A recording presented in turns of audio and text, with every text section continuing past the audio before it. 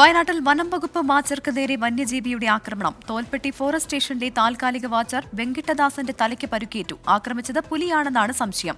സുർജിത്ത് അയ്യപ്പത്ത് ചേരുന്നുണ്ട് വയനാട്ടിൽ നിന്നും. സുർജിത്ത്, ഈ അടുത്ത കാലത്തായി എന്നും റിപ്പോർട്ട് ചെയ്യുകയാണ് ഇത്തരത്തിൽ വന്യജീവി ആക്രമണം. നിലവിൽ ചികിത്സയിൽ കഴിയുന്ന ആളുടെ ആരോഗ്യനില എങ്ങനെയാണ്? പുലിയാണെന്ന് സ്ഥിരീകരിക്കുന്നുണ്ടോ? രാത്രി 8:45 അരണപ്പാറ ഭാഗത്ത് വെച്ച് ഇത്തരത്തിലൊരു സംഭവം ഉണ്ടായിരിക്കുന്നത്. അപ്രതീക്ഷിതമായി വന്യമൃഗത്തിന് മുന്നിൽ ഇദ്ദേഹം പെട്ടു എന്നുള്ളതാണ് അറിയുന്നത്. വയനാട് വന്യജീവി സങ്കേതത്തിന്റെ പരിധിയിലാണ് താൽക്കാലിക വാച്ചറായിട്ടുള്ള ഇദ്ദേഹത്തെ ആക്രമിച്ചത്. എന്തായാലും ദാസിനെ ഇപ്പോൾ നിരീക്ഷിച്ചുകൊണ്ടിരിക്കുകയാണ്.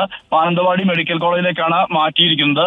ഇത് പുലിയാണെന്നും കടുവയാണെന്നും എന്നുള്ള അഭ്യൂഹങ്ങൾ പ്രചരിക്കുന്നുണ്ട്. പക്ഷേ ഇതെന്താണെന്നുള്ള സ്ഥിരീകരണം ഉണ്ടായിട്ടില്ല. എന്തായാലും ഡോക്ടർമാരുടെ നേതൃത്വത്തിൽ ചികിത്സ ലഭ്യമാക്കുന്നുണ്ട്. തുടർച്ചയായി ഈ മേഖലയിൽ കടുവയുടെയും പുലിയുടെയും എല്ലാം സാന്നിധ്യമുള്ള പ്രദേശമാണ്. സ്വാഭാവികമായും അത് ഏത് ജീവിയാണെന്നുൾപ്പെടെയുള്ള കാര്യങ്ങൾ ഇനി വ്യക്തത വരേണ്ടതുണ്ട്. അത്തരം കാര്യങ്ങൾ വനംവകുപ്പും ഇതുമായി ബന്ധപ്പെട്ട അന്വേഷണം നടത്തുന്നുണ്ട്. പ്രവിത. സുർജിത്ത് അയ്യപ്പത്താണ് വിവരങ്ങൾ നൽകിയത്.